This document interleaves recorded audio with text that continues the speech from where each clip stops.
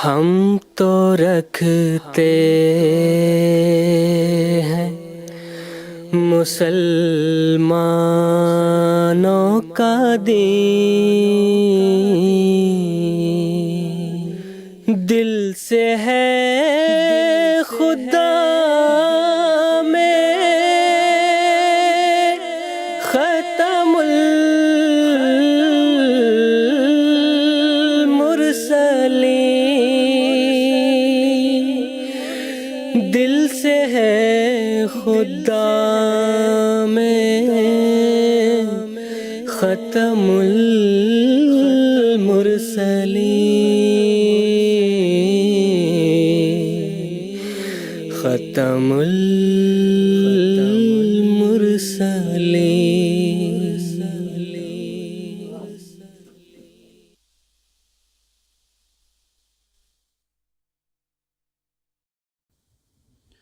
আউযু বিল্লাহি মিনাশ শাইতানির রাজিম। বিসমিল্লাহির রহমানির রহিম। সুপ্রিয় দর্শক, আসসালামু আলাইকুম রহমতুল্লাহি ওয়া বারাকাতুহু। প্রিয় দর্শক, আজ 17 জানুয়ারি 2026 শনিবার। ইন্ডিয়ায় এখন রাত 10টা আর জিএমটি সময় অনুযায়ী এখন সন্ধ্যা 4:30। আর প্রিয় দর্শক, এই সময়টি হলো রাহে হুদা অনুষ্ঠানের সময়। প্রিয় দর্শক, কাদিয়ান দারুল আমান থেকে আমাদের লাইভ ডিসকাশন প্রোগ্রাম রাহে হুদার 4 পর্বের সিরিজ নিয়ে আমরা আপনাদের সামনে উপস্থিত হয়েছি। আজকের এই পর্ব এই সিরিজের প্রথম পর্ব হবে। এই পুরো সিরিজ জুড়ে আমরা আহমদিয়া জামাতের পবিত্র প্রতিষ্ঠাতা সৈয়দনা হজরত মির্জা গোলাম আহমদ কাদিয়ানী আলাইহিস সালাতু ওয়াস সালাম, মসিহে মাউদ ও পবিত্র মাহদির লেখনী হাকিকাতুল ওয়াহি পুস্তক নিয়ে আলোচনা করব। প্রিয় দর্শক, যেমনটি আপনারা জানেন, রাহে হুদা প্রোগ্রামটি লাইভ হওয়ার পাশাপাশি একটি ইন্টারঅ্যাক্টিভ প্রোগ্রামও, অর্থাৎ আমাদের দর্শকরা তাদের প্রশ্ন পাঠিয়ে আমাদের অনুষ্ঠানে যোগ দিতে পারে। আমরা স্টুডিও আলোচনার পাশাপাশি আমাদের দর্শকদের প্রশ্ন এখানে স্টুডিওতে উপস্থিত আলেমদের প্যানেলের কাছে উপস্থাপন করি এবং আমাদের আলেমরা এই প্রোগ্রামের মাধ্যমে আমাদের দর্শকদের প্রশ্নের উত্তর দিয়ে থাকেন। প্রিয় দর্শক, আমাদের সাথে যোগাযোগের জন্য আপনারা টেলিভিশনের স্ক্রিনে আমাদের সাথে যোগাযোগের সমস্ত মাধ্যমগুলো দেখতে পাবেন। আপনারা আমাদের সাথে টেলিফোন লাইনের মাধ্যমে যোগাযোগ করতে পারেন। অনুরূপভাবে টেক্সট মেসেজ, ফ্যাক্স মেসেজ এবং ইমেইলের সুবিধাও সহজলভ্য রয়েছে। আজকের পর্বে খাক স্যারের সাথে আলেমদের যে প্যানেল আমার সাথে স্টুডিওতে উপস্থিত রয়েছে তাদের সাথে পরিচয় করিয়ে দিচ্ছি। মোহতরম মৌলানা মুনির আহমদ খাদিম সাহেব রয়েছেন এবং মোহতরম মৌলানা নিয়াজ আহমদ নায়েক সাহেব আজকের পর্বে খাক স্যারের সাথে আলোচনায় যোগ দেবেন। আমি তাদের উভয়কে স্বাগত জানাচ্ছি। প্রিয় দর্শক, হজরত আকদাস মসিহে মাউদ আলাইহিস সালাতু ওয়াস সালামের লেখা পুস্তক হাকিকাতুল ওয়াহি নাস্তিকতা এবং দুনিয়াদারির বিষের দূর করার জন্য একটি খুবই উৎকৃষ্ট মাধ্যম। এই পুস্তকে হুজুর আলাইহিস সালাতু ওয়াস সালাম যেখানে ওয়াহি, ইলহাম এবং সত্য স্বপ্নের বাস্তবতা বর্ণনা করেছেন, সেখানে এই বিষয়গুলোতে নিজে অভিজ্ঞ হওয়ার দিক থেকে এমন শত শত সত্য স্বপ্ন, কাশফ এবং ইলহাম উপস্থাপন করেছেন যেগুলো হুজুর আলাইহিস সালাতু ওয়াস সালামের জীবনেই বাহ্যত বিরোধিতাপূর্ণ পরিবেশ হওয়া সত্ত্বেও পূর্ণ হয়ে আল্লাহ তাআলার পক্ষ থেকে হওয়ার প্রমাণ উপস্থাপন করেছে। এই দিক থেকে এই পুস্তকটির গুরুত্ব আরও বৃদ্ধি পায়। এই সংক্ষিপ্ত ভূমিকার পর আজকের পর্বের প্রথম প্রশ্ন মোহতরম মৌলানা মুনির আহমদ খাদেম সাহেবের কাছে রাখতে চাই যে হজরত ইমাম মাহদী আলাইহিস সালাতু ওয়াস সালামের আগমন সম্পর্কে বিভিন্ন ফিরকার বিভিন্ন বিশ্বাস রয়েছে। তো শিয়াদের মতবাদ অনুযায়ী এই সম্পর্কে কি বিশ্বাস রয়েছে সেটি বর্ণনা করার অনুরোধ করছি। জাযাকুমুল্লাহ। বিসমিল্লাহির রহমানির রহিম। সৈয়দনা হযরত আকদাস মসিহে মাউদ আলাইহিস সালাতু ওয়াস সালাম নিজের এই পুস্তক হাকিকাতুল ওয়াহিতে এই প্রেক্ষিতে এটি বর্ণনা করেছেন যে 3 শতাব্দী অতিবাহিত হওয়ার পর মুসলমানদের মাঝে একদিক থেকে বিভক্তি দেখা দেয় এবং তারা 73 ভাগে বিভক্ত হয়ে পড়ে, 73 ফিরকায় বিভক্ত হয়ে যায় এবং তাদের মাঝে বিভিন্ন মতভেদ দেখা দেয়। এমনকি ইমাম মাহদীর আগমনের যে বিশ্বাস তা উভয় ফিরকাতে দেখা গেল, সেখানে তারা একমত হতে পারে না। শিয়ারা বলে যে তাদের ইমাম একজন একটি গার বা গুহায় লুকিয়ে আছেন, আর কোনো সময় প্রকাশিত হবেন, এবং তার কাছে যে কোরআন শরীফ আছে তা নিয়ে আসবেন, আর তার মাধ্যমে পৃথিবীতে এক বিপ্লব সৃষ্টি করবেন। আর তাদের ভাষ্য এটিও যে যখন সেই ইমাম মাহদী আসবেন তখন কাফেরদের হত্যা করার পূর্বে তাদের হত্যা করবেন যারা আহলে বায়তের শত্রু ছিল মুসলমানদের মধ্য থেকে, বিশেষত সাহাবীগণ।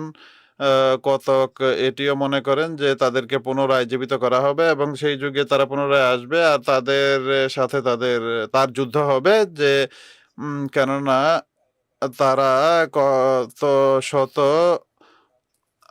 অত্যাচার আহলে বায়তের প্রতি করেছে। আর এরপর ইমাম মাহদী সম্পর্কে তাদের যেই বিশ্বাস রয়েছে বা তাদের ধারণা রয়েছে যে তিনি কোন বংশে আসবেন আর তার নাম কি হবে, তার আগমনের সময় কি হবে। তো এই ক্ষেত্রেও শত শত মতবিরোধ পাওয়া যায়। এখন দেখুন, আমি কতক বিষয় এখানে নোট করেছি। বংশ সম্পর্কে কেউ বলে যে হজরত ফাতেমার বংশধর হবেন, ফাতেমি বংশীয় হবেন। কেউ বলে যে হজরত হাসানের বংশ, হজরত হুসাইনের বংশ। কেউ হজরত উমর রাদিয়াল্লাহু তাআলা আনহুর বংশেরও উল্লেখ করে থাকেন। আর কেউ কেউ বলে যে পারস্য বংশীয় হবেন। আবার কেউ বলে যে আহলে বায়তের অন্তর্ভুক্ত হবেন। তো এই ধরনের যে বংশের দিক থেকে এত এত মতবিরোধ রয়েছে, বা এতে আরো শাখা প্রশাখাও রয়েছে এইসব মতবিরোধের। আর তার নাম কি হবে এই প্রেক্ষিতে কেউ বলে যে তার নাম মোহাম্মদ বলে, কেউ বলে যে আহমদ হবে, কেউ বলে যে তিনি মসিহ হবেন, আর কেউ বলে যে মসিহ ও মাহদি উভয়ে একই সত্তা হবেন। আর মর্যাদা সম্পর্কেও বহু মতবিরোধ দেখা যায়। মোটা বা সার্বিকভাবে কেউ বলে যে মক্কায় আসবে, কেউ বলে যে খোরাসানে আসবেন, কেউ বলে যে কাদিয়া বসতিতে আসবেন। তো এই ধরনের বিভিন্ন মতবিরোধ দেখা যায়। আর সময় সম্পর্কে বা আগমনের সময় সম্পর্কে মতবিরোধ দেখা যায়। কেউ এটিও লিখেছে যে 70 হিজরিতে আসবেন। এরপর ধীরে ধীরে চলতে চলতে কেউ ইমাম গায়েবের যে অপেক্ষা করা হতে থাকে। 400 হিজরিতে একটি বই প্রকাশিত হয়, ইকমালউদ্দিন ওয়া ইতমামুন নিয়ামত। তাতে এর লেখক লিখেছেন যে এটি এই জন্য আগমনের সময় সামনে এগিয়ে নিয়ে গেছে যেন জাতি কখনো নিরাশ বা হতাশ না হয়ে যায়। তার বইয়ে তিনি এটিও লিখেছেন। তো এই যে বাহ্যিক মতবিরোধগুলো রয়েছে, হযরত আকদাস মসিহে মাউদ আলাইহিস সালাতু ওয়াস সালাম বলেছেন যে ইমাম মাহদির আগমনের যে বিশ্বাস রয়েছে ইসলামে, এটি ভুল নয়, এটি অবশ্যই সঠিক। আর এটি এই কারণে যে কতক এমন বিচক্ষণ ব্যক্তি আখ্যায়িত হওয়াদেরও দেখা গেছে যে তারা এই এত শত মতভেদ দেখে বলা শুরু করে যে এই যে ইমাম মাহদির আগমনের এই বিষয়টি পুরোটাই কাল্পনিক, ইসলামে একটি কাল্পনিক বিষয় ছড়িয়ে দেওয়া হয়েছে। অনেক বড় বড় আলেমরাও এই কথা বলা আরম্ভ করে রয়েছে, কেননা তারা হতাশ হয়ে পড়েছে যে ইমাম মাহদি এখন আর আসবেনই না, কেননা এত বছর পেরিয়ে গেছে। কিন্তু হযরত আকদাস মসিহ মাউদ আলাইহিস সালাতু ওয়াস সালাম আল্লাহ তাআলার নির্দেশ অনুযায়ী এবং আল্লাহ তাআলার কাছ থেকে ইলহামের আলোকে এই প্রেক্ষিতে এমন এমন দিক নির্দেশনা দিয়েছেন যে কেউ অস্বীকার করার সুযোগ পাবে না। সবচেয়ে মৌলিক বিষয় যেটি তিনি বলেছেন তা হলো ইমাম মাহদির আগমনের যে বিশ্বাস, সেটি শুধু হাদিসের মাঝেই নয়, বরং এর মূল পবিত্র কোরআনে গ্রথিত।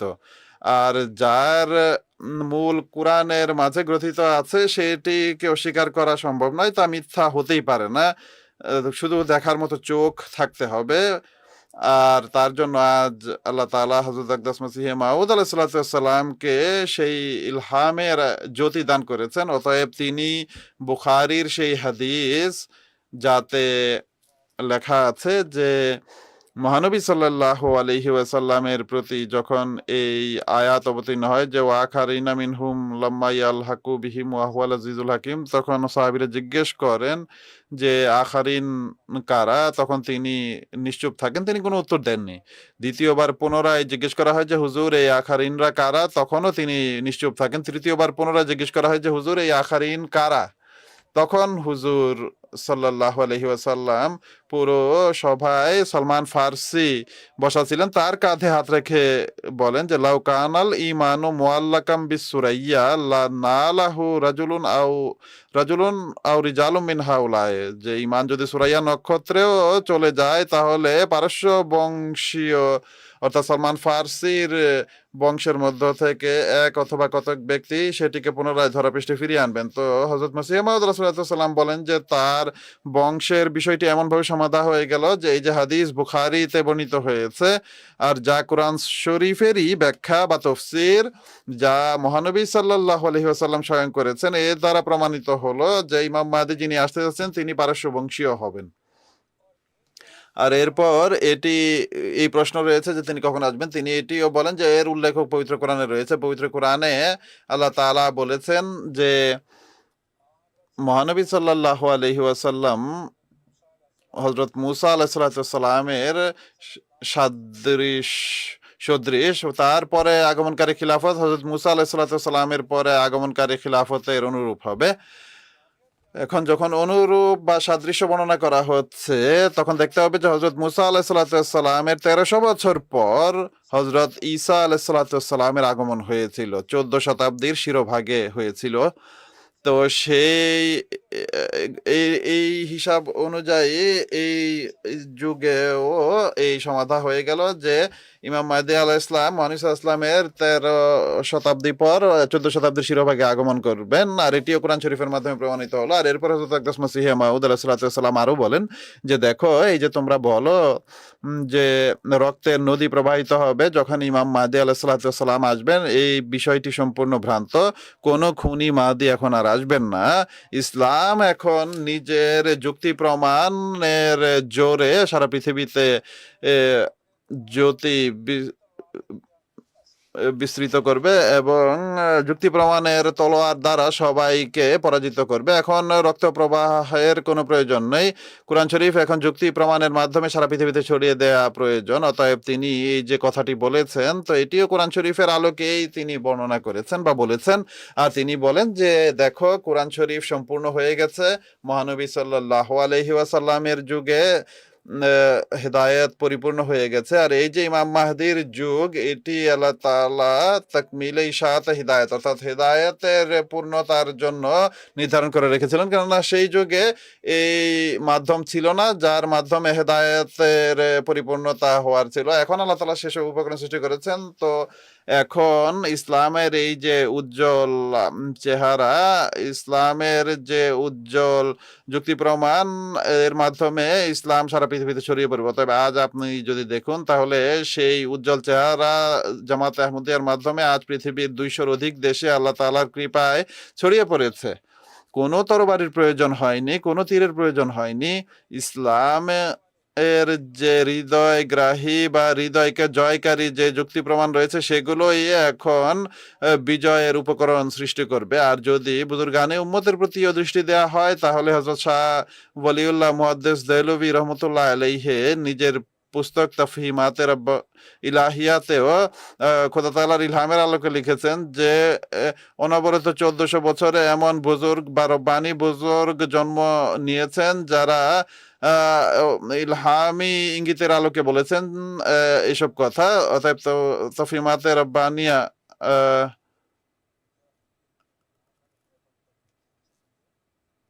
আমি তার নামটি পুনরায় দেখে নিচ্ছি যিনি লিখেছেন। তিনি লিখেছেন कि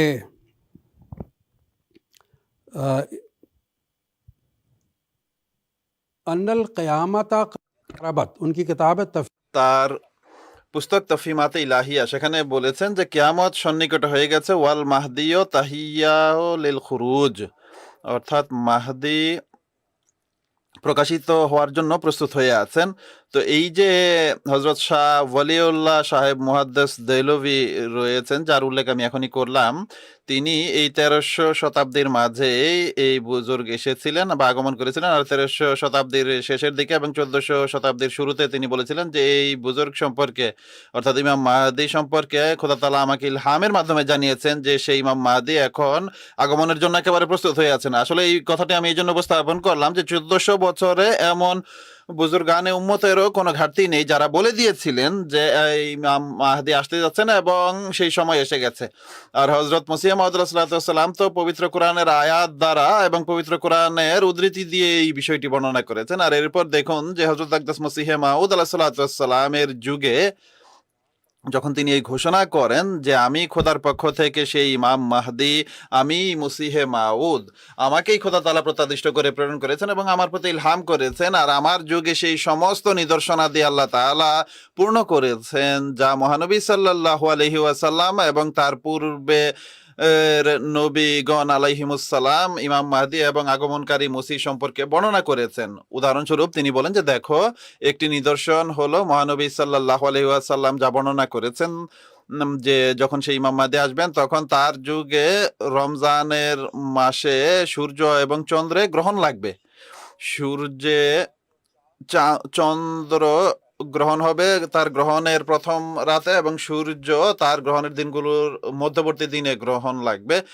অতএব দেখুন, হযরত আকদাস মসিহ মাউদ আলাইহিসসালামের জন্য এটি কি সম্ভব ছিল যে তিনি এই নিদর্শন নিজে পূর্ণ করবেন, যাই ঐশী নিদর্শন, কিন্তু তা ঘটেছে আল্লাহ তাআলার কৃপায়।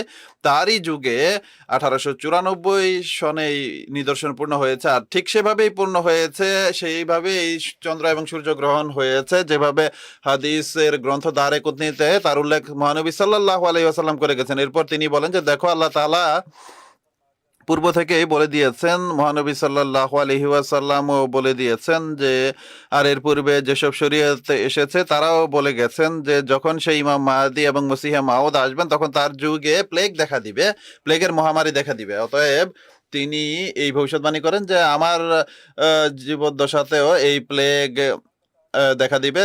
আর প্লেগ দেখা দেওয়ার 2-3 বছর পূর্বে তিনি তা বলে দেন যে প্লেগ আসতে যাচ্ছে, কিন্তু পরবর্তীতে যখন প্লেগ দেখা দেয় 1902 সনে, তখন গ্রামের পর গ্রাম উজাড় হয়ে গেছে। আর শিয়া বই পুস্তকেও বিহারুল আনওয়ারে যে ভবিষ্যৎবাণী ছিল সেখানে বলা হয়েছিল যে ইমাম মাহদীর যুগে এমনভাবে প্লেগের মহামারী ছড়িয়ে পড়বে যে যে ঘরে 7 সদস্য থাকবে তার মাঝে 5 জনই মারা যাবে। তো এত ভয়ঙ্কর ভাবে এই মহামারী ছড়িয়ে পড়বে। তো হযরত মসিহ মাউদ সালামের জন্য কি এটি সম্ভব ছিল যে এই ভবিষ্যৎবাণী তিনি নিজে পূর্ণ করবেন? আর নাউজুবিল্লাহ, তিনি যদি মিথ্যাবাদী হতেন তাহলে তিনি তো এটিও বলেছেন যে খোদা তাআলা এই নিদর্শন আমার জন্য প্রেরণ করেছেন, আর আমরা সরকারের শুকরিয়া বা কৃতজ্ঞতা জ্ঞাপন করছি যে তারা টিকা আবিষ্কার করেছে, কিন্তু আমি এবং আমার ঘরের লোকেরা যারা আমার 4 দেয়ালে বসবাস করে তারা টিকা গ্রহণ করবে না। অতএব তিনি টিকা গ্রহণ করেননি এবং তিনি বলেছেন যে আল্লাহ তাআলা আমাকে রক্ষা করবেন, টিকা না নিলেও আল্লাহ তাআলা রক্ষা করবেন, আর তা আল্লাহ তাআলা করেছেন। তো শিয়া গ্রন্থ সম্পর্কে যেটি বলা হয়েছে যে সেখানেও এসব কথা বর্ণিত হয়েছে, তো বিস্তারিতভাবে আমি উল্লেখ করলাম। তো যদি এর আলোকে আপনি দেখেন যে হযরত আকদাস মসিহ মাউদ আলাইহিসসালামকে আল্লাহ তাআলা যে বৈশিষ্ট্য দান করেছেন এবং এর ফলশ্রুতিতে তিনি যা বর্ণনা করেছেন, তো এই জ্যোতির কারণে সুস্পষ্টভাবে এটি প্রকাশিত হয়ে যাবে যে ইমাম মাহদী আলাইহিসসালামের আগমন হয়ে গেছে, আর যে নিদর্শনাদি মহানবী সাল্লাল্লাহু আলাইহি ওয়াসাল্লাম এবং পূর্বের নবীগণ তার আগমন সম্পর্কে বলে গিয়েছেন আল্লাহ তাআলার কৃপায় সেগুলো পূর্ণ হয়ে গেছে। এখন শুধু এটি হলো মূল বিষয় যে সেসব বিষয়ের প্রতি লক্ষ্য করুন, সেগুলোকে দেখুন, তাহলে আল্লাহ তাআলা হেদায়েতের পথ উন্মুক্ত করে দেবেন। জাযাকুমুল্লাহ আহসানুল জাযা। খাকসারের পরবর্তী প্রশ্ন মোহতরম মৌলানা নিয়াজ আহমদ নায়েক সাহেবের কাছে এটি রাখতে চাই যে সৈয়দনা হযরত আকদাস মসিহ মাউদ রাসূলুল্লাহ বলেছেন যে সুন্নাতুল্লাহ হলো আল্লাহ তাআলার পক্ষ থেকে যে ভবিষ্যৎবাণী কোনো আগমনকারী সম্পর্কে হয়ে থাকে সেখানে পরীক্ষাও এর অর্থ হয়ে থাকে। তো এই পরীক্ষার অর্থ কি এটি স্পষ্ট করবেন। জাযাকুমুল্লাহ আহসানাল জাযা। বিসমিল্লাহির রহমানির রহিম। এই প্রশ্নের উত্তরে সর্বপ্রথম আমাদেরকে এই বিষয়টি দৃষ্টিপটে রাখতে হবে যে এই যে পৃথিবী যাতে আমরা বসবাস করি এটিকে দারুল আমল বা দারুল ইবতলা এবং দারুল ইমতিহান বলা হয়। এখানে আল্লাহ তাআলা মানুষকে পরীক্ষা করেন, মানুষকে বিপদের মুখে ঠেলে দিয়ে তার ইমানের পরীক্ষা নেন, যেমনটি আল্লাহ তাআলা পবিত্র কোরআনে বলেছেন। হাসিবান নাসু আন ইউতরাকু আন ইয়াকুলু আমান্না ওয়া হুম লা ইফতানুন। হাসিবান নাসু, क्या लोगों ने ये অর্থাৎ মানুষ কি এটি ধারণা করে নিয়েছে যে আইয়ুতরাকু, যে তাদেরকে ছেড়ে দেয়া হবে। কোন কথা ছেড়ে দেওয়া হবে? আইয়াকুলু আমান্না, যে তারা শুধু এটি বলবে যে আমরা ঈমান এনেছি, ওয়া হুম লা ইফতানুন, আর তাদেরকে পরীক্ষা করা হবে না। তো এ থেকে বোঝা যায় যে বিপদের মুখে যে পরীক্ষা নেওয়া হয় সেটি প্রকৃত পরীক্ষা। আর আমাদেরকে ঈমান বিল গায়বের শিক্ষা দেওয়া হয়েছে। আর ঈমান বিল গায়ব অর্থাৎ অদৃশ্যের প্রতি ঈমানের ক্ষেত্রে এই প্রশ্ন আসে। হযরত আকদাস মসিহে মাউদ আলাইহিস সালাম নিজের পবিত্র গ্রন্থ আইনায়ে কামালাতে ইসলামে ঈমান বিল গায়েব, অদৃশ্যের প্রতি ঈমানের সূক্ষ্ম আলোচনা করেছেন। সেখানে হুজুর বলেন যে আমরা যদি এই কথা বলি যে সূর্য আছে, চন্দ্র আছে, ঘোড়া এবং গাধা ইত্যাদিও রয়েছে, তো এই ধরনের জিনিসগুলোকে যদি আমরা বলি তাহলে কি আমরা সওয়াবের আশা করতে পারি? একই সাথে হুজুর বলেন যে কিন্তু যখন আমরা বলি যে ফেরেশতা আছে তখন আমরা মুমিন হয়ে যাই, আমরা সওয়াবের অধিকারী হই, নেকির অধিকারী হই। এমনটি কেন? কেননা মালাইকা বা ফেরেশতাদের দেখা যায় না, তারা পর্দার আড়ালে রয়েছে। তো অতএব আল্লাহ তাআলা আমাদের বলে যে এমন জিনিসের প্রতি ঈমান আনা যার উপর পর্দা রয়েছে, যেগুলো অদৃশ্য, তখন গিয়ে আমরা পুণ্যের অধিকারী হতে পারি বা পুণ্য অর্জন করতে পারি। আর হুজুর এই ক্ষেত্রে এটিও বলেছেন যে কিয়ামতের দিন যদি কেউ বলে যে আমি ঈমান আনয়ন করছি, তাহলে কিয়ামতের দিন তার ঈমান আনয়ন করা কোনো সওয়াবের কারণ হবে না, কেননা সেখানে যা দেখা যাবে সেগুলো তো প্রকাশিত হয়ে যাবে, আর মাঝখানে যে পর্দা তা তো তখন দূর হয়ে যাবে। তো এ থেকে বোঝা যায় যে যখন আমাদেরকে বলা হয় যে কোনো বাস্তবতাকে আপনি মেনে নিন বা স্বীকার করুন বা এর প্রতি ঈমান আনুন, তখন এর অর্থ এটি হয়ে থাকে যে সেই সত্যের কিছু দিক গোপন থাকবে, আর সেই গোপন বিষয়াদিকে আমাদের গভীর প্রণিধানের সাথে দেখতে হবে এবং চিন্তা করতে হবে, আর সেটি প্রকাশিত হওয়ার পূর্বেই আমাদের সেটিকে মানতে হবে। তাহলে এটি উন্নত মানের ঈমান হয়ে থাকে বা হবে। নতুবা এটি বলা যে আমাদের নিদর্শন দেখানো হোক, বা যদি এটি বলা হয় যে কোনো বাস্তব বিষয় প্রকাশিত হয়ে গেলে এরপর ঈমান আনয়ন করব, এমন ঈমান কোনো নেকির কারণ হবে না, এটি নিম্নমানের ঈমান। তো এই সম্পর্কে যেমনটি হযরত আকদাস মসিহে মাউদ আলাইহিস সালাম এই পুস্তকে এরপর বলেছেন। তো উদাহরণস্বরূপ আপনি দেখুন যে হযরত আবু বকর সিদ্দিক রাদিয়াল্লাহু তাআলা আনহু যখন মহানবী সাল্লাল্লাহু আলাইহি ওয়াসাল্লামের প্রতি ঈমান আনেন, তখন তিনি কোনো দলিল চাননি, কোনো মুজিজা চাননি, বরং হযরত আবু বকর সিদ্দিক রাদিয়াল্লাহু তাআলা আনহু নিজের পক্ষ থেকে কিছু ভূমিকামূলক কথা যেগুলো ব্যাখ্যা করা প্রয়োজন, সেগুলো ওর মহানবী সাল্লাল্লাহু আলাইহি ওয়াসাল্লাম ব্যাখ্যা করতে চান না যে আমি এই দাবি করেছি, অর্থাৎ মহানবী সাল্লাল্লাহু আলাইহি ওয়াসাল্লাম কিছু ভূমিকা স্বরূপ কিছু কথা বলতে চাচ্ছিলেন, কিন্তু হযরত আবু বকর সিদ্দিক রাদিয়াল্লাহু তাআলা আনহু বলেন যে আমি আপনার চেহারা দেখেছি, যখন আপনি জাগতিক বিষয়াদিতে কখনো মিথ্যা বলেননি, তা কখনো প্রতারণা করেননি, তাহলে খোদা তাআলার বিষয়ে আপনি কিভাবে মিথ্যাবাদী হতে পারেন বা ধোঁকা দিতে পারেন? তো হযরত আবু বকর সিদ্দিক রাদিয়াল্লাহু তাআলা আনহু কোনো দলিল ছাড়াই সিদ্দিক আখ্যায়িত হয়েছেন, যেমনটি হযরত আকদাস মসিহ মাউদ আলাইহিস সালাম নিজের এক পঙ্ক্তিতে লিখেছেন যে পরিষ্কার হৃদয়ের বহু নিদর্শনের প্রয়োজন নেই, যদি খোদা ভীতি থাকে তাহলে একটি নিদর্শনই যথেষ্ট। তাহলে এটি হলো সেই ঈমান যা উন্নত মানের ঈমান। এরপর হুজুর হযরত মসিহে মাউদ আলাইহিস সালাম নিজের এই পুস্তকে হাকিকাতুল ওয়াহিতে এই যে আপনি প্রশ্ন করেছেন যে কোনো অসাধারণ প্রত্যাদিষ্ট সম্পর্কে যে ভবিষ্যৎবাণী হয় সেখানে কিছু বিষয় গোপন থাকে, তো এই সম্পর্কে হুজুর দুটি উদাহরণ উপস্থাপন করেছেন। একটি হলো হুজুর বলেন যে ইহুদিদের মাঝে একটি ভবিষ্যৎবাণী চলে আসছিল যে মসিহ তখন আসবেন যখন এলিয়া আকাশ থেকে পুনরায় আসবেন। হুজুর বলেন যে মালাকি নবীর পুস্তকে এই ভবিষ্যৎবাণী আজও উপস্থিত রয়েছে, কিন্তু বনি ইসরাইল প্রতারিত হয় বা তারা ভুল করে, তারা মনে করে যে হযরত ঈসা আলাইহিস সালাম তাদেরকে এটি বুঝিয়েছেন যে এই যে যোহন বা ইয়াহিয়া তিনি এলিয়া, আর তাদের যে ভুল ছিল সেটিকে হযরত মসিহ এটিকে সঠিকভাবে বা বাস্তবতা সম্পর্কে অবগত করেছেন। হযরত মসিহ মাউদ আলাইহিস সালাম এই ক্ষেত্রে এরপর বলেন যে হযরত ইলিয়াস এর আগমনের অর্থ হলো আকাশ থেকে পুনরায় আগমনের অর্থ ছিল এটি, বা এই ব্যাখ্যা হযরত মসিহে মাউদ আলাইহিস সালামের মত হযরত ঈসা আলাইহিস সালাম এটি বুঝিয়েছেন যে এমন এক দ্বিতীয় ব্যক্তি আসবেন যিনি এলিয়া নবীর সাথে সাদৃশ্যপূর্ণ হবে, তার সিরাতের অনুসারী হবে, তার গুণাবলীর ধারক বাহক হবে, অর্থাৎ বুরুজি রঙে তার আগমন ঘটবে।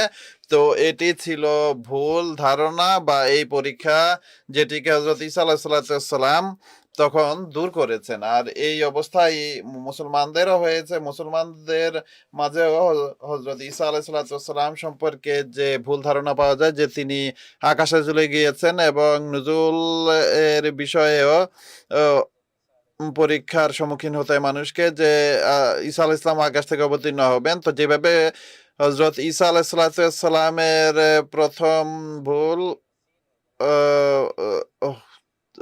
হযরত ঈসা আলাইহিস সালাম দূর করেছেন, তেমনি দ্বিতীয় ভুলও তার মসিল হযরত মসিহ মাউদ আলাইহিস সালাম দূর করেছেন। আর তিনি কোরআন শরীফের 30টি আয়াত দ্বারা প্রমাণ করেন যে হযরত ঈসা আলাইহিস সালাম মৃত্যুবরণ করেছেন। এখান তিনি পংক্তিতেও বলেছেন যে কোরআন শরীফের 30টি আয়াত দ্বারা তিনি ঈসা আলাইহিস সালামের মৃত্যু প্রমাণ করেছেন। আর এই পুস্তকে হাকিকাতুল ওয়াহিতেই, যার সম্পর্কে আজ আমরা এই আলোচনা করছি, কথা বলছি, হুজুর এটি বলেন যে যদি কোনো ব্যক্তিকে আকাশে যেতে হয় তাহলে তার জন্য সবচেয়ে গ্রহণযোগ্য ব্যক্তি হবেন, বা এই ক্ষেত্রে সবচেয়ে গ্রহণযোগ্য ব্যক্তি হন মহানবী সাল্লাল্লাহু আলাইহি ওয়াসাল্লাম। তিনি আকাশে যাননি। আর কুরাইশরা বা কাফেররা যখন মহানবী সাল্লাল্লাহু আলাইহি ওয়াসাল্লামকে এটি বলে যে আপনি আমাদের সামনে আকাশে চড়ে যান, আর তখন মহানবী সাল্লাল্লাহু আলাইহি সাল্লাম নিজের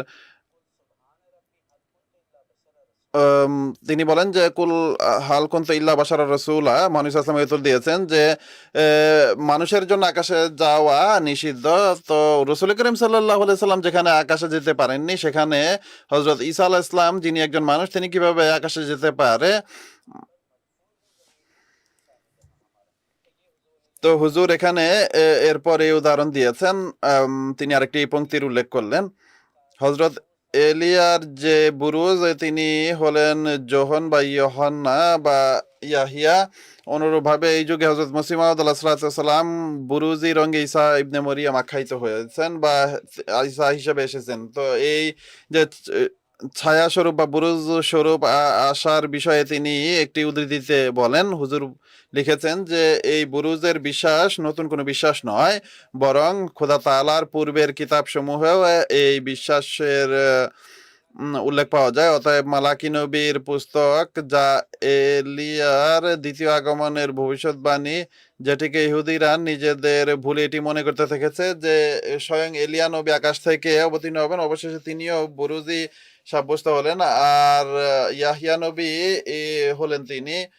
আর তাদের এই বিশ্বাস যে এলিয়া নবী পুনরায় পৃথিবীতে আসবেন, এটিকে মিথ্যা হিসেবে দেখা গেছে। তো দ্বিতীয় উদাহরণ যা এখানে হযরত মসিহ মাউদ আলাইহিস সালাম দিয়েছেন, যাতে একটি পরীক্ষার বিষয় ছিল, তা হলো ইহুদিদের মাঝে ভবিষ্যৎবাণী পাওয়া যেত যে শেষ যুগের যিনি নবী মহানবী সাল্লাল্লাহু আলাইহি ওয়াসাল্লাম,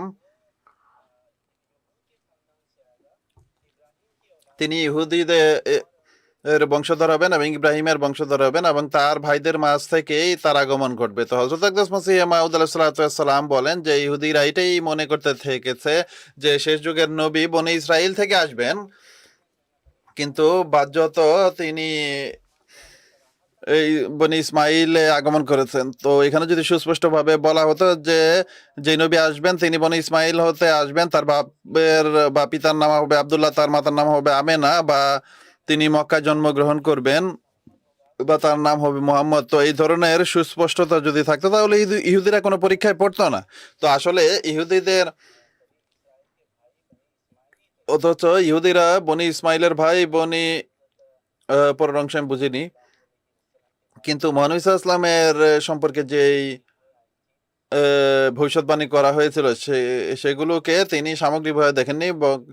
কেউ কেউ কেউ সেগুলোকে গভীরভাবে প্রণিধান করে দেখেননি, যার কারণে তারা পরীক্ষা নিবেদিত হয়েছে এবং তারা মহানবী সাল্লাল্লাহু আলাইহি ওয়াসাল্লামকে মানার ক্ষেত্রে হোঁচট খেয়েছে, আর তাদের অধিকাংশই এমন ছিল যারা মহানবী সাল্লাল্লাহু আলাইহি ওয়াসাল্লামকে মান্য করেনি। তো এগুলো ছিল সেই বিষয় যা আমরা এই এই প্রশ্নের উত্তরে আমি বর্ণনা করলাম, যা হযরত মুসলিম মাউদ আলাইহিস সালাম বলেছেন।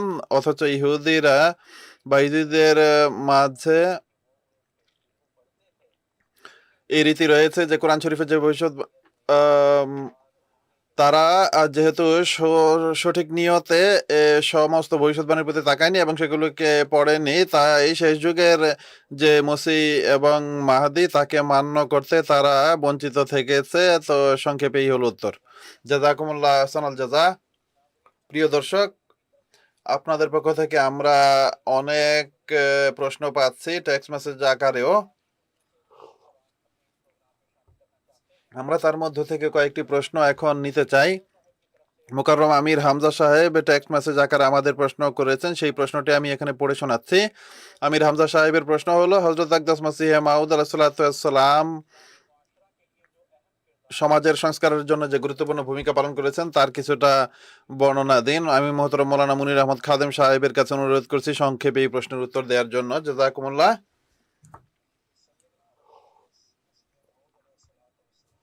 সৈয়দনা হযরত আকদাস মসিহ মাউদ আলাইহিস সালাম সমাজের সংস্কারের দিক থেকে যে ভূমিকা পালন করেছেন তা আসলে কোরআন শরীফের চতুর্দিকেই প্রদক্ষিণ করে। তার সম্পর্কে এটি যেমনটি আমি পূর্বেও বলেছিলাম যে কোরআন শরীফকে সুরাইয়া নক্ষত্র এবং ইমানকে সুরাইয়া নক্ষত্র থেকে ফিরিয়ে আনবেন। ইমান এবং কোরআন মুসলমানদের হৃদয় থেকে হারিয়ে যাবে, তখন তিনি পুনরায় সারা পৃথিবীর হৃদয়ের মাঝে, শুধু মুসলমানদের হৃদয়ই নয় বরং পুরো পৃথিবীর মানুষের হৃদয়ে সেই ইমানকে নিয়ে আসবেন এবং প্রতিষ্ঠিত করবেন।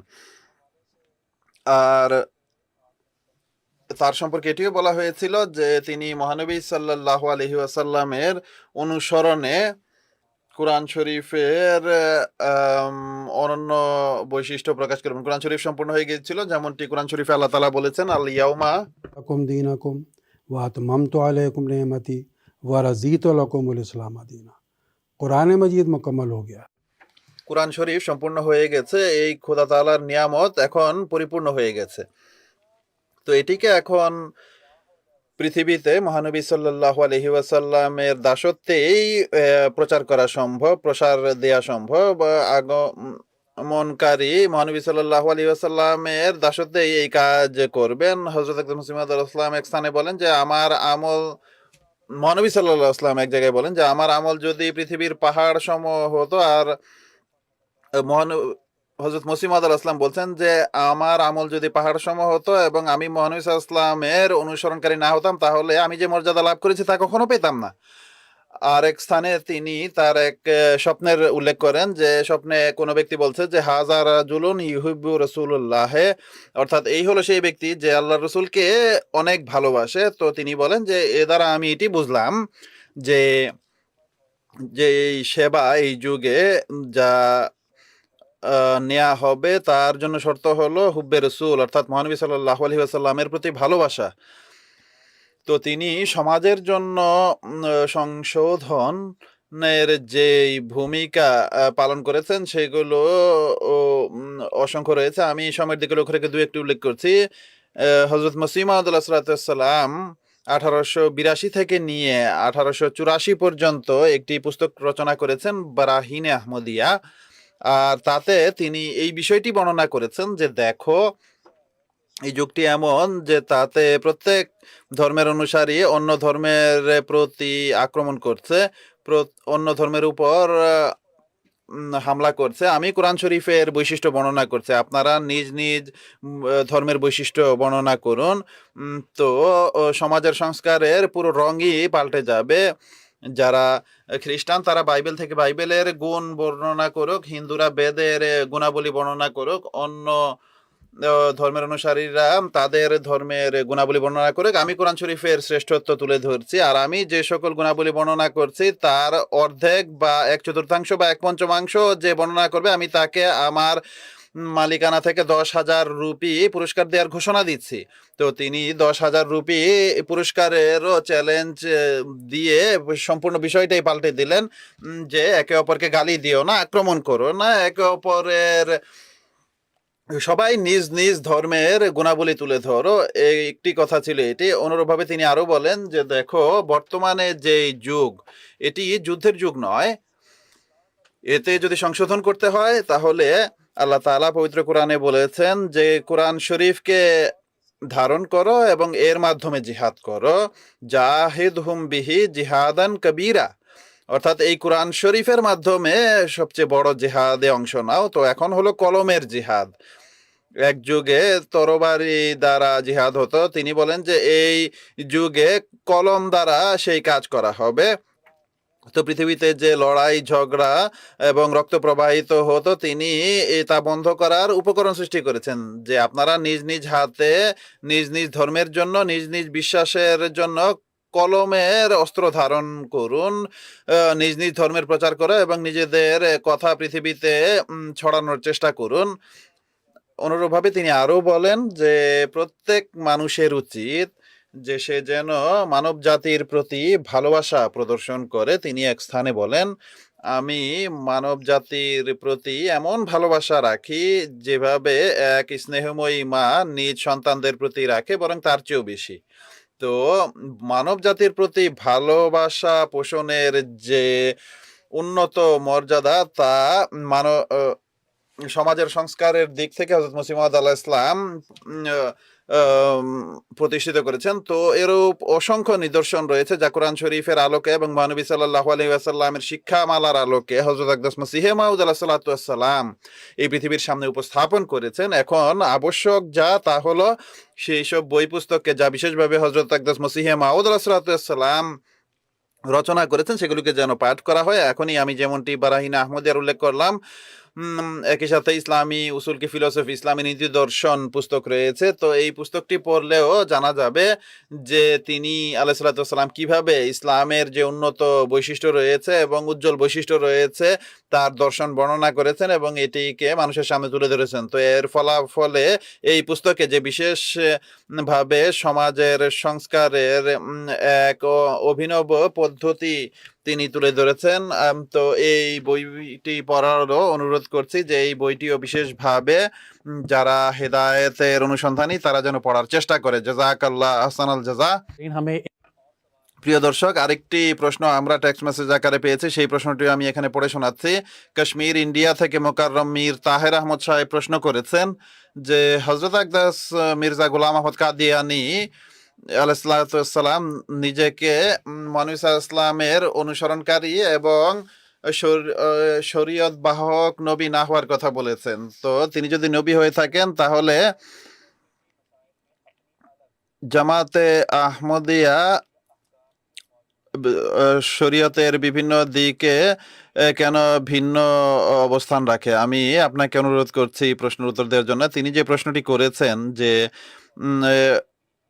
তিনি শরীয়তবিহীন নবী এবং মহানবী সাল্লাল্লাহু আলাইহি ওয়াসাল্লামের অনুসরণকারী, আর তাদের ফিকা আর নীতি ভিন্ন হওয়া উচিত, এটি তার নিজের বানানো একটি নীতি, এটি আমাদের বিশ্বাস নয়। আমরা মনে করি আমাদের ধর্মের সারাংশ হলো লা ইলাহা ইল্লাল্লাহ মুহাম্মাদুর রাসূলুল্লাহ। আমাদের ফিকার ভিত্তি তাই, অর্থাৎ কোরআন, সুন্নত, ইজমা, কিয়াস।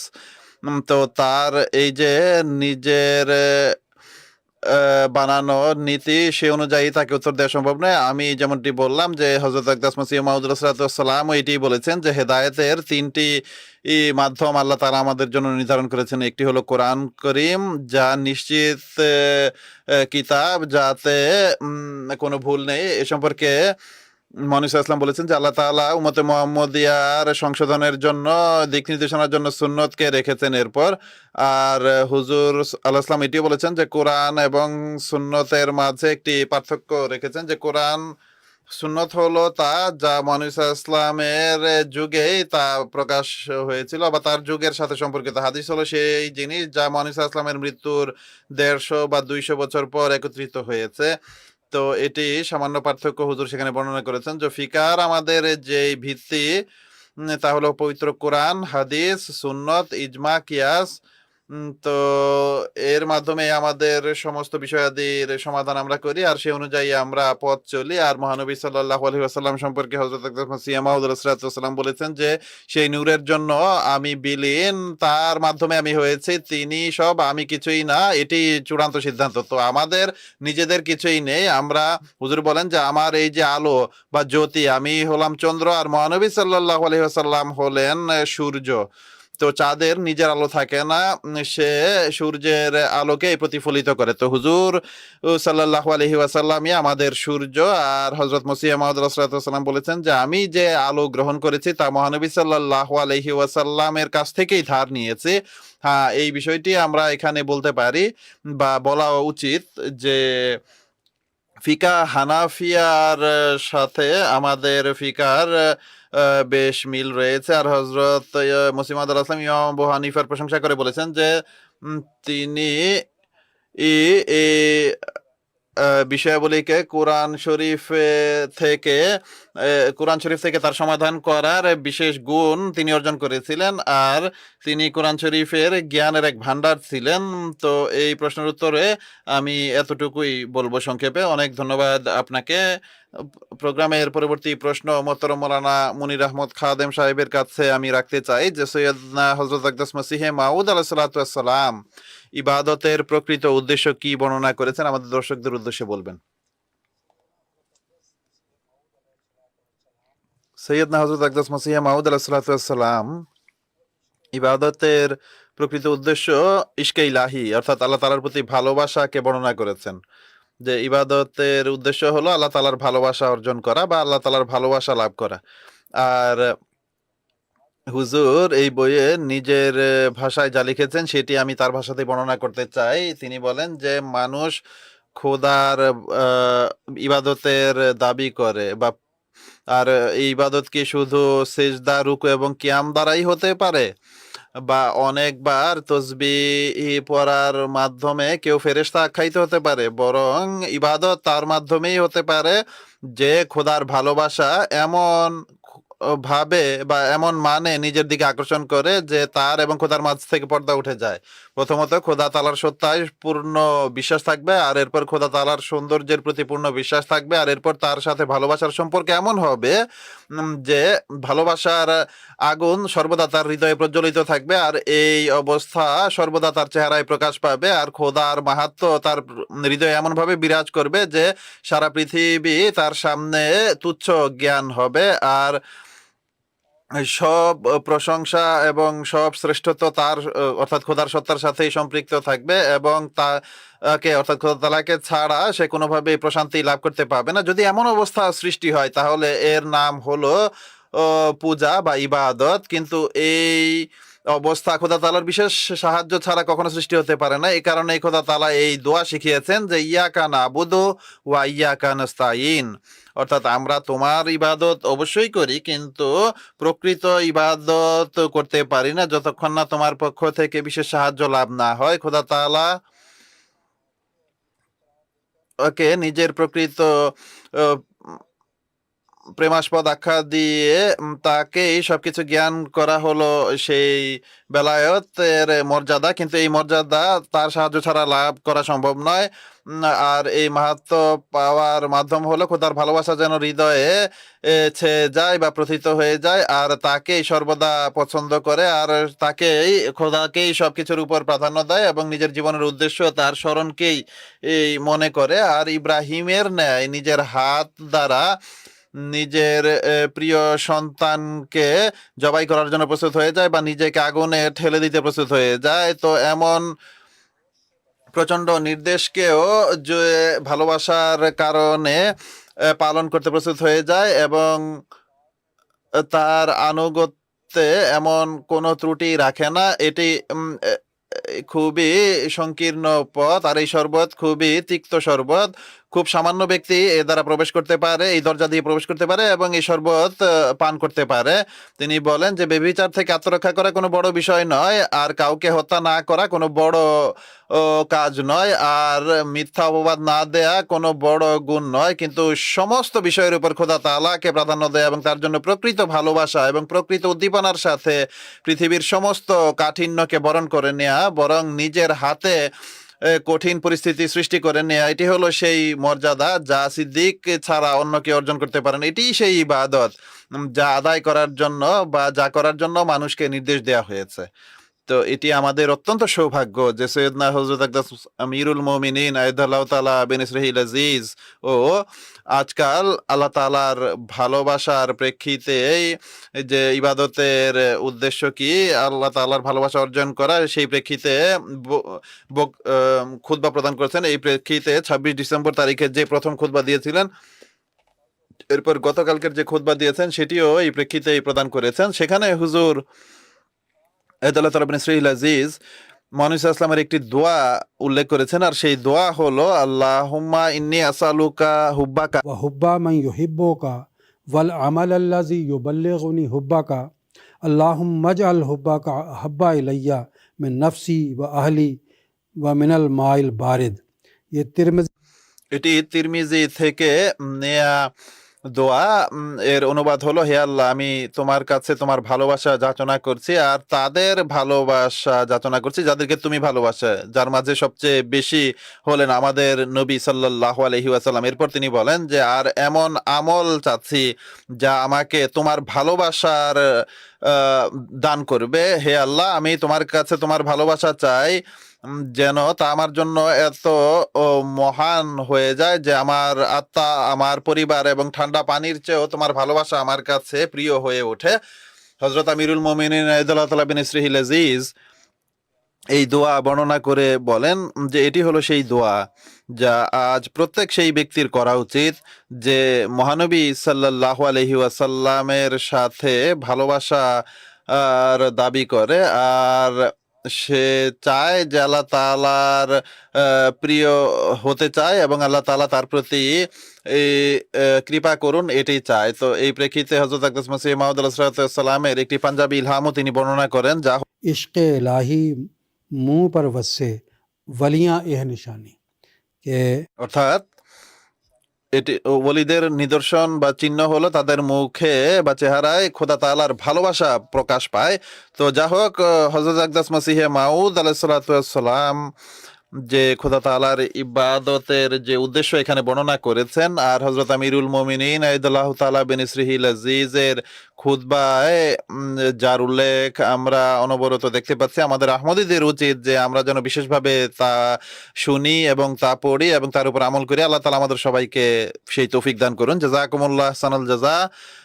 খাকসারের পরবর্তী প্রশ্ন মোহতরম মাওলানা নিয়াজ আহমদ নায়েক সাহেবের কাছে রাখতে চাই যে সৈয়দনা হযরত আকদাস মসিহে মাউদ আলাইহিস সালাম বলেছেন যে কাউকে পবিত্র এবং কেউ পবিত্র ওহী লাভ করতে পারে না, এই ওহী বা পুরস্কার তারাই লাভ করে যারা নিজের সত্তাকে সম্পূর্ণভাবে কুরবানি করে দেয়। এই বিষয়টি পরিষ্কার করার অনুরোধ করছি। অনেক ধন্যবাদ আপনাকে। হযরত আকদাস মসিহে মাউদ আলাইহিস সালাম নিজের এই অনন্য রচনা হাকিকাতুল ওহীতে মুলহাম এবং মুলহাম তাদেরকে বলা হয় যারা ইলহাম লাভ করে। তো হুজুর বলেন যে প্রথম যে ইলহাম প্রাপ্ত শ্রেণী তারা এটি তাদের হয়ে থাকে যারা নিজেদের মেধার যোগ্যতা বা গঠনের কারণে তাদের প্রতি ইলহাম হয়। আর হুজুর বলেন যে তাদের খোদা তাআলার সাথে কোনো সম্পর্ক থাকে না, আর তারা নিজেদের আত্মিক যে পঙ্কিলতা তা থেকেও তারা পবিত্র হয় না বা সম্পূর্ণভাবে মুক্ত হয় না। তাদের উদাহরণ হুজুর আলাইহিস সালাম সেই ব্যক্তির সাথে দিয়েছেন যে প্রচন্ড অন্ধকার এবং ঠান্ডা রাতে দূর থেকে ধোঁয়া দেখে, তখন সেই ধোঁয়া থেকে সে না আলো লাভ করতে পারে আর না সে তার উষ্ণতা অর্জন করতে পারে বা লাভ করতে পারে। তো হুজুর বলেন যে এটি হলো সেই প্রথম দল যারা বরকত লাভ করতে পারে না, যেভাবে না সেই ব্যক্তি আলো পায় না উষ্ণতা পায়। অনুরূপভাবে আল্লাহ তাআলার যে বরকত বা কল্যাণ তা তারা লাভ করতে পারে না। দ্বিতীয় শ্রেণী হলো তাদের, হুজুর বলেন যে তাদের সাদৃশ্য হলো সেই দৃশ্যের ন্যায় যে দূর থেকে এক ব্যক্তি আলো দেখে বা আগুন দেখে, আর সে সেখান থেকে আলো দেখে। তো হুজুর বলেন যে সেই আলো দ্বারা এতটুকু তার উপকার হয় যে সে কোনো এমন পথে যাবে না যা দ্বারা যাতে চলার কারণে সে ধ্বংস হবে, কিন্তু সে যেহেতু সে এ, এম, উষ্ণতা লাভ করতে পারবে না, তাহলে সে ঠান্ডায় ধ্বংস হবে। যেভাবে অন্ধকারে অন্ধকার শীতল রাতে কেউ পথ চলে, তো আলো থাকলেও যদি উষ্ণতা না পায় তাহলে ঠান্ডায় সে মৃত্যুবরণ করবে। তো এই ইলহামপ্রাপ্তদের উদাহরণ হুজুর এভাবে দিয়েছেন যে দেখুন, এক ব্যক্তি এক পবিত্র এবং পরিচ্ছন্ন পানি হয়ে থাকে, উপর থেকে দেখা যায় যে তা পবিত্র, কিন্তু এর নিচে খুবই নোংরা কাদা থাকে। তো এটি তাদের অর্থাৎ তাদের মন পঙ্কিলতা থেকে মুক্ত হয় না। এরপর তৃতীয় দলের কথা হুজুর বলেন যে তাদের উদাহরণ হলো সেই দৃশ্যের ন্যায় যে এক ব্যক্তি দূর থেকে প্রথমে সে আগুন দেখে, এরপর সে তার আলো দেখে, তো সেই আলো থেকে উপকৃত হয় এবং পথ চলে, আর সেই আগুনের কাছে পৌঁছে নিজের শরীরকে উষ্ণ করতে পারে। যেভাবে ঠান্ডার রাতে এক ব্যক্তি আগুনের কাছে গিয়ে নিজেকে রক্ষা করতে পারে। তো এমন দল সম্পর্কে হযরত মসিহ মাউদ আলাইহিস সালাম বলেন যে তারা হলো পরিপূর্ণ লোক, তাদের আত্মা সম্পূর্ণভাবে মৃত্যুবরণ করেছে, তাদের যে পাপের আত্মা তা মৃত্যুবরণ করে, আর সেখান থেকে খোদা তাআলার গুণাবলীর প্রতিচ্ছবি সৃষ্টি হয়। তাদেরকে এক চুম্বক আকর্ষণের শক্তি দেয়া হয়, আর তারাই সেই সব লোক যাদের সম্পর্কে আল্লাহ তাআলা বলেছেন যে আমার ওয়ালিকে যে উত্তক্ত করবে তার উপর আমি আক্রমণ করব এবং বাঘিনীর ন্যায় তাকে ধ্বংস করব। তো এরা হলো সেসব লোক যারা খোদা তাআলার পথে কাঠিন্যকে বরণ করে। হযরত আকদাস মসিহ মাউদ রাসূলুল্লাহ নিজের এক কবিতায়ও বলেন যে কষ্টের জীবনকে সততার সাথে গ্রহণ করে, যেন তোমাদের উপর খোদা তাআলার ফেরেশতারা আরশ থেকে অবতীর্ণ হয়। আর এমন ফেরেশতারা তখন বলে যে ওয়ালা তাখাফু ওয়ালা তাহজানু, অর্থাৎ তোমরা ভয় করো না, তোমরা ভীত হইও না। আর সেই কালাম এমন স্বাদ তাদেরকে দান করে। হুজুর বলেন অপর এক স্থানে যে এটি এক প্রচন্ড গভীরভাবে তাদের হৃদয়ে গেঁথে যায়। আল্লাহ তাআলার পবিত্র সত্তারা কুদ্দুস হয়ে থাকে, পবিত্র হয়ে থাকে। আল্লাহ তাআলা নিজেও পবিত্র, তার ফেরেশতারাও পবিত্র। তো আল্লাহ তাআলা নিজের পবিত্র ওহী দ্বারা পবিত্র লোকদেরই, যাদের মাঝে নবীরাও রয়েছে, সবচেয়ে বেশি অদৃশ্যের বহিঃপ্রকাশ আল্লাহ তাআলা তার নবীদের প্রতি করে থাকেন, যাদের সম্পর্কে আল্লাহ তাআলা পবিত্র কোরআনে বলেছেন যে আল্লাহ তাআলা অদৃশ্যের বহিঃপ্রকাশ ইজহার আলাল গায়েব যেটি রয়েছে তা আল্লাহ তাআলা নবীদের কাছে করে থাকেন। তো এই মানে উপনীত লোক যারা থাকে, যাদের গুণাবলী বা বৈশিষ্ট্যের কথা বলতে গিয়ে আল্লাহ তাআলা বলেছেন যে একটি লোহাকে যদি আপনি আগুনে ফেলেন তাহলে সেই লোহাটি আগুনের রং ধারণ করে। তো অনুরূপভাবে এই লোকেরা যারা হয়ে থাকে তারা খোদা তাআলার বৈশিষ্ট্যের বহিঃপ্রকাশ স্থল হয়ে যায়।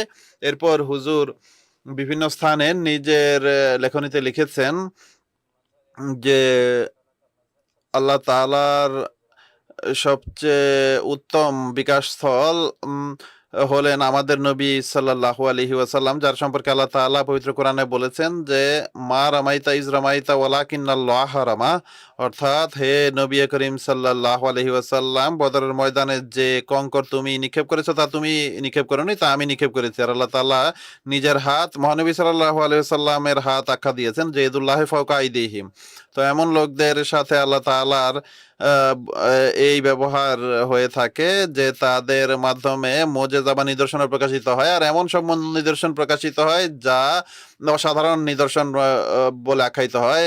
অসাধারণ নিদর্শন বলতে এমন নিদর্শন যে যাতে মানবীয় কোনো যা মানবের পক্ষে সম্ভব নয়, যেমনটি চন্দ্র দ্বিখণ্ডিত করার নিদর্শন।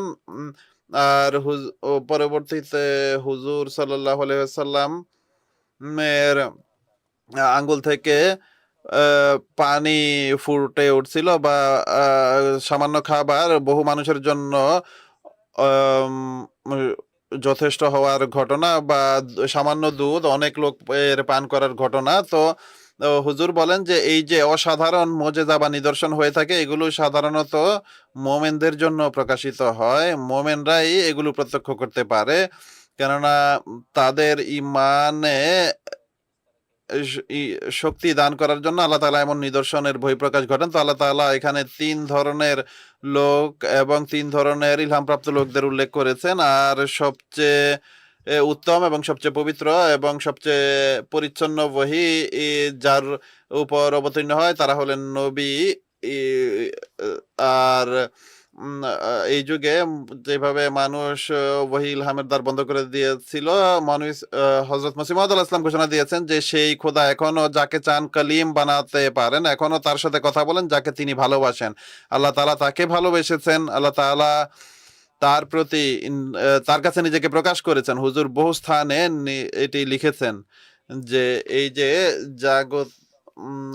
জগৎ এটি এত সুন্দর ভাবে সুসংগঠিত, এটি দেখে তারা এই বিশ্বাসে উপনীত হতে পারে যে এর কোনো সৃষ্টিকর্তা থাকা উচিত, কিন্তু আসলে যারা এই বিশ্বাসে উপনীত হয় যে সেই সৃষ্টিকর্তা আসলেই আছেন, হাক্কুল ইয়াকিনের যে মর্যাদা, তাতে উপনীত হওয়ার জন্য এই যুগে হযরত মসিহ মাউদ আলাইহিস সালাম আমাদেরকে সেই খোদার পরিচয় করে দিয়েছেন, যিনি হযরত মসিহ মাউদ আলাইহিস সালামের কাছে এটি প্রকাশ করেছেন জানাল মওজুদ, অর্থাৎ আমি উপস্থিত আছি। তো আজকাল যে সব বিতর্ক হয় নাস্তিকতা বিষয়ে, বা বড় বড় লজিক তারা দেয় যৌক্তিক ভাবে বা দালিলিক ভাবে, তো সবচেয়ে বড় লজিক হলো যা আল্লাহ তাআলা স্বয়ং বলেছেন যে লা তুদরিকুহুল আবসার ওয়া হুয়া ইউদরিকুল আবসার, অর্থাৎ আল্লাহ তাআলা যখন নিজে বান্দার কাছে আসেন, যখন আল্লাহ তাআলা নিজে কথা বলেন, তখন আল্লাহ তাআলার অস্তিত্বের এটি অনেক বড় একটি প্রমাণ যা আল্লাহ তাআলা এই যুগে আমাদের দান করেছেন হযরত মসিহ মাউদ আলাইহিস সালামের মাধ্যমে। যেমনটি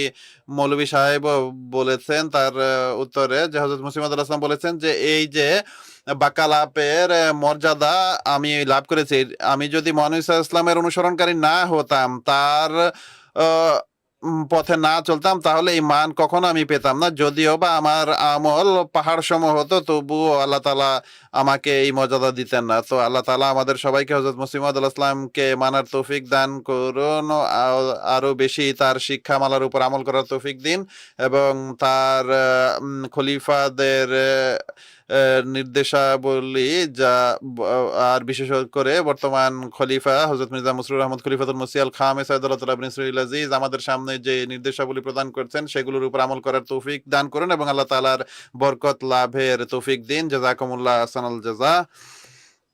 প্রিয় দর্শক, এরই সাথে আমাদের আজকের এই পর্বের সময় শেষ হতে যাচ্ছে। প্রোগ্রামের শেষে খাকসার সৈয়দনা হযরত আকদাস মসিহ মাউদ আলাইহিস সালামের একটি উদ্ধৃতি উপস্থাপন করতে চাই। হযরত আকদাস মসিহ মাউদ আলাইহিস সালাম লিখেছেন যে খোদা তাআলা আমাকে প্রত্যাদিষ্ট করেছেন, খোদা তাআলা আমাকে প্রেরণ করেছেন। তারা দেখে, অর্থাৎ বিরোধীরা দেখে যে যেই ব্যক্তি নিজের আগমনকে খোদার নির্দেশ অনুযায়ী আখ্যা দিয়েছে, সে কি খোদার নিদর্শনাবলী নিজের সাথে রাখে কিনা, কিন্তু তারা নিদর্শনের উপর নিদর্শন দেখেছে এবং বলেছে যে এই ব্যক্তি মিথ্যাবাদী। তারা সাহায্যের পর সাহায্য এবং সহযোগিতার পর সহযোগিতা দেখেছে, কিন্তু বলে দিয়েছে যে এগুলো জাদু। আমি তাদের কাছে কি আশা রাখবো যারা খোদা তাআলার কালামকে অসম্মান করে? খোদা তাআলার কালামের সম্মানের দাবি এটি ছিল যে তার নাম শুনতেই তারা যেন অস্ত্র সমর্পণ করত, কিন্তু তারা তাদের দুষ্টামিতে আরো এগিয়ে গেছে। এখন তারা নিজেরাই দেখবে যে চূড়ান্ত ফলাফল কার পক্ষে যায়। মালফুজাত 4th খণ্ড প্রিয় দর্শক, এরই সাথে আমাদের আজকের এই পর্ব শেষ হতে যাচ্ছে। ইনশাআল্লাহ তাআলা আমাদের আগামী পর্বে এই বিষয়ে আলোচনা অব্যাহত থাকবে। ততক্ষণ পর্যন্ত বিদায় নিচ্ছি। আসসালামু আলাইকুম ওয়া রাহমাতুল্লাহি ওয়া বারাকাতুহু। आओ लोगों के यही नूर खुदा पाओगे, लो तुम्हें तौर तसल्ली का बताया हमने। आओ लोगों के यही नूर खुदा पाओगे, लो तुम्हें तौर तसल्ली का बताया